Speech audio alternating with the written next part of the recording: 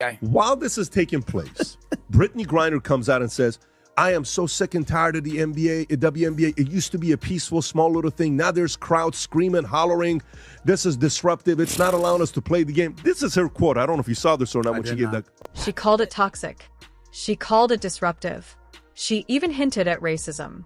But when Brittney Griner's words about Caitlin Clark and WNBA fans leaked, Patrick Bet-David detonated a national firestorm. From 41. What the hell is going on with WNBA that they cannot handle all this attention that they're getting, as well as the hate and anger? Brittney Griner, two-time Olympic champion, former MVP, war hero turned controversial voice.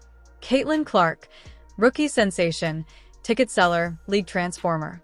Patrick Bet-David, business podcaster, disruptor, and now WNBA's most vocal critic.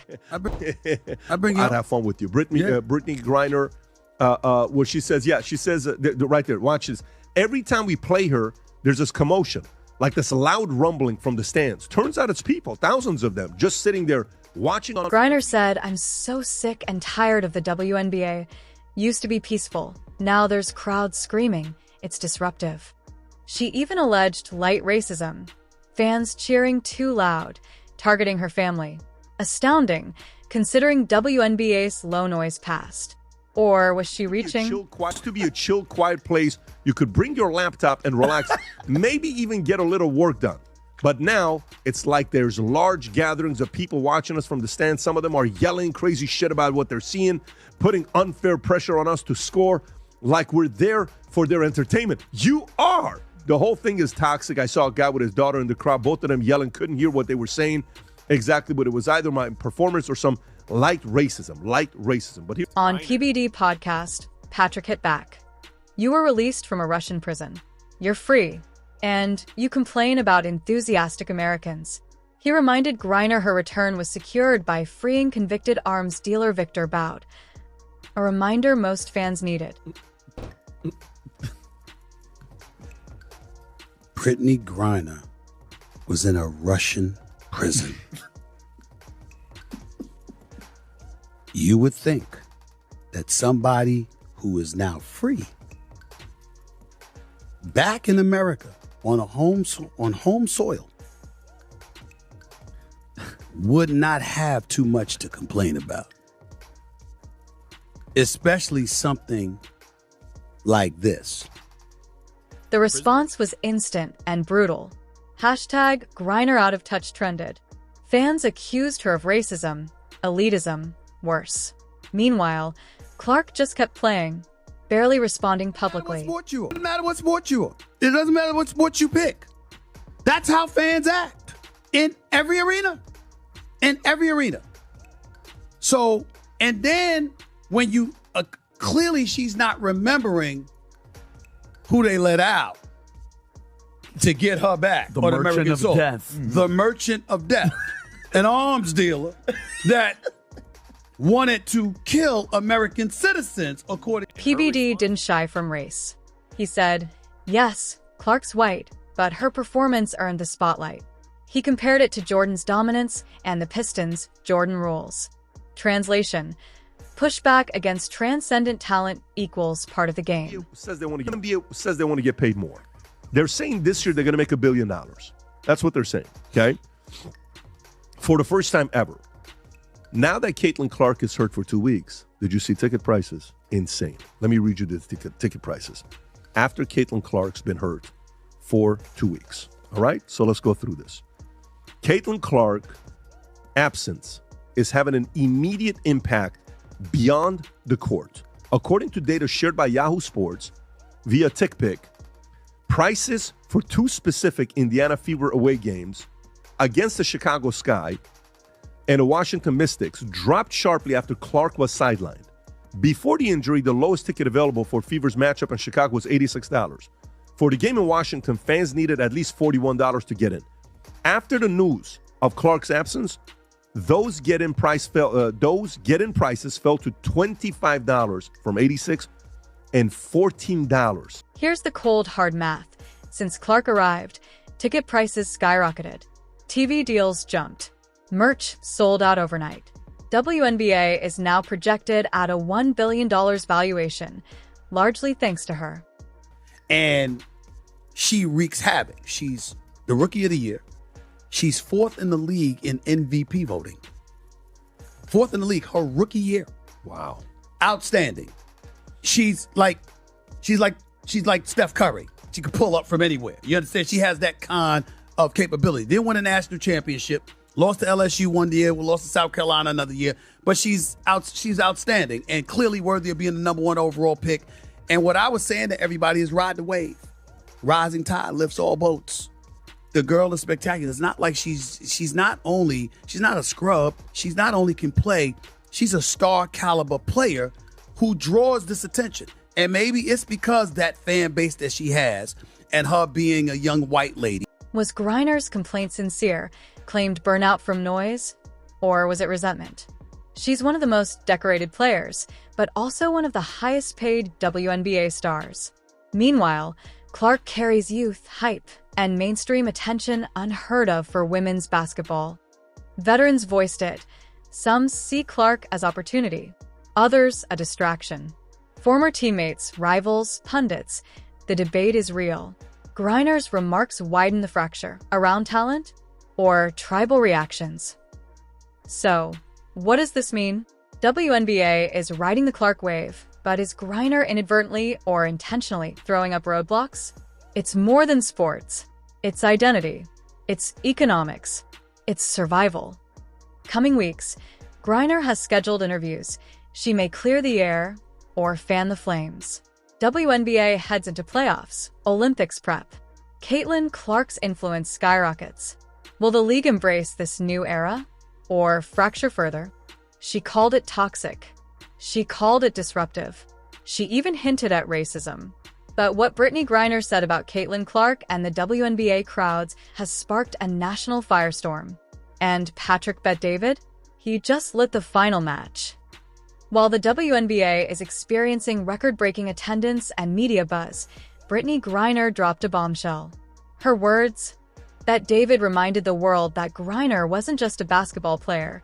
She was an international prisoner. And to complain about crowd noise? Patrick called it what it was, entitlement. The internet exploded. Griner's comments were called out as divisive, tone-deaf, and even harmful. Fans asked, is she attacking Caitlin Clark because of her race? Let's address the elephant in the room. The uncomfortable question no one wants to ask, but Patrick Bet-David did.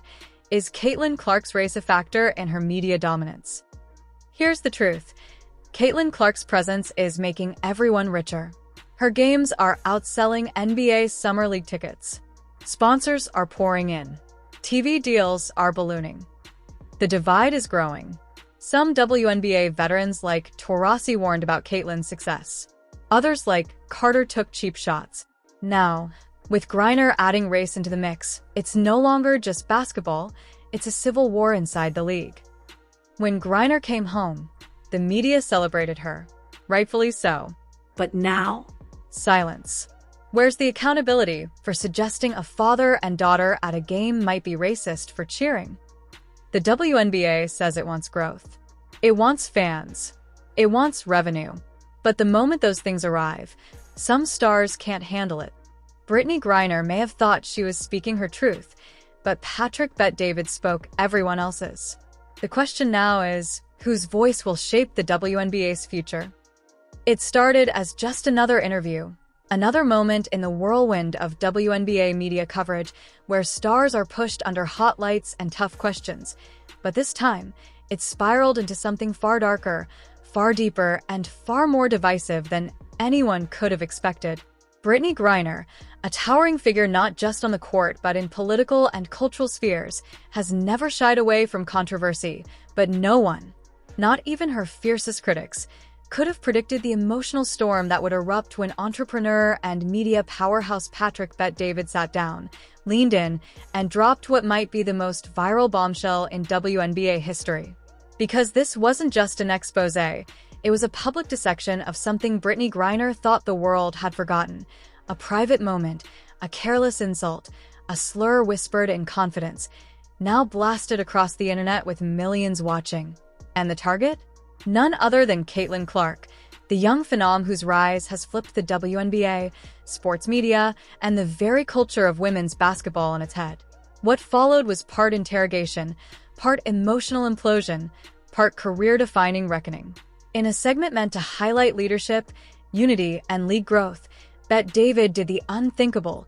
He confronted Griner directly, live, with leaked audio that allegedly captured her calling Clark a privileged white B************* during a closed-door team meeting months ago, an off-camera rant that was never meant to see daylight. The air thickened, the room went silent, and for the first time in recent memory, Brittney Griner, normally poised, dominant, defiant, crumbled under the spotlight. What came next wasn't just a reaction, it was an unraveling.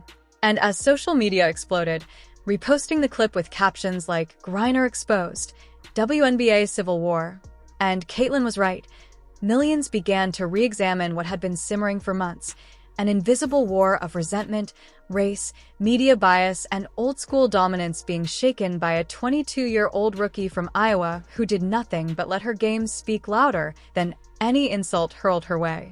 But what was behind Griner's comments? Was it jealousy, politics, or something more systemic? As Bet David continued pressing, connecting dots between media narratives, WNBA double standards, and the league's increasingly hostile treatment of Caitlin Clark, Griner could barely respond. Her voice cracked, her hands shook, and in a whisper that broke millions of hearts and fired up just as many critics, she muttered, "I didn't mean it like that." But was that enough? Not for fans. Not for Clark supporters. And definitely not for analysts who now see this moment as the turning point in the WNBA's culture war, a battle between the old guard and the new face, between hard-nosed veterans who fought for visibility in silence, and a new generation that has been handed instant fame, brand deals, and viral glory without the scars of struggle. But is that fair? Or is it exactly what the league needs? Bet David, known for his sharp tongue and brutal honesty, laid it bare. You don't have to like her, but you can attack her for being white and great. That line alone sent the internet into flames. Some called it refreshing, others called it tone-deaf. But everyone agreed it was explosive. As the clip rocketed to #1 trending on YouTube, ESPN scrambled to respond, with Stephen A. Smith calling it embarrassing for Griner and damaging for the league's brand. Meanwhile, Skip Bayless accused the WNBA of harboring double standards. If Caitlin said something remotely close to that, she'd be crucified. Within hours, #StandWithCaitlin and #AccountabilityForBG were trending. And Caitlin Clark? She stayed silent. No tweets. No interviews. Just another practice, another game, another three-pointer drilled from 30 feet out like nothing ever happened. But fans noticed. They watched her smile fade post-game. They saw her ignore Griner during warm-ups. They saw a quiet Cold War between a rookie and a vet become the defining drama of the 2025 WNBA season. And while some defended Griner, citing years of racial injustice, overlooked contributions, and systemic bias, others argued that slurs, no matter who says them, demand consequences. Especially when the league is desperate for unity, growth, and mainstream respect. Sponsors took note too. One of Griner's biggest endorsements quietly removed her from the homepage. The WNBA released a lukewarm statement about team integrity. But fans weren't buying it. They wanted action. Some wanted Griner suspended. Others wanted Bet David canceled. Still others just wanted the truth. What else was said in that locker room? Who leaked the audio? And why now? Sources suggest a teammate, anonymous, but tired of the internal hypocrisy, shared the clip with Bet David's team. If true, that changes everything. It means this wasn't a smear, it was a whistleblow, a rebellion, a warning that even league legends aren't untouchable when they cross the line. And that line in 2025 runs right through Caitlin Clark. Love her or hate her, she's the lightning rod, the media darling, the Nike face, the one who sells out arenas while veterans still play to half-empty seats. And that reality has fractured locker rooms, confused fans, and enraged players like Griner who feel erased by the Clark tsunami. But here's the hard truth. It didn't have to be this way. Clark never disrespected anyone. She never asked for the crown. She earned it through sweat, record-breaking shots, and humble silence. And now, thanks to a slur she never responded to, she's painted as both the victim and the villain, the symbol of privilege and the target of misplaced rage. As the fallout continues,